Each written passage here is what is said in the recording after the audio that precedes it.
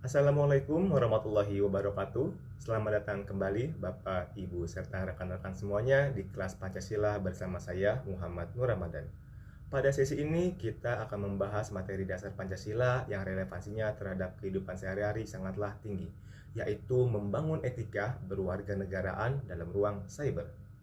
Setiap hari kita berinteraksi di media sosial dan pada materi ini akan membahas bagaimana nilai-nilai Pancasila menjadi filter agar tidak terjebak dalam hoax, cyberbullying, atau polarisasi digital yang sedang marak beberapa belakangan hari ini. Dalam materi ini, kita tidak hanya menghafal bunyi Pancasila saja, tetapi melihat aksinya dan relevansinya dalam kehidupan sehari-hari. Seperti sila yang pertama, yaitu ketuhanan yang Maha Esa. Dalam aksi di ruang cyber, kita harus mampu menghargai perbedaan hari besar agama, serta bentuk peribadatan yang lainnya. Tujuan akhir pada sesi ini diharapkan kita sebagai warga negara Indonesia mampu untuk membuktikan bahwa nilai-nilai luhur kita tetap sakti di dunia maya. Silakan Bapak, Ibu, serta rekan-rekan semuanya mempelajari pengayaan dan ikut dalam diskusi agar materi yang sudah kita pelajari dapat semakin lebih baik.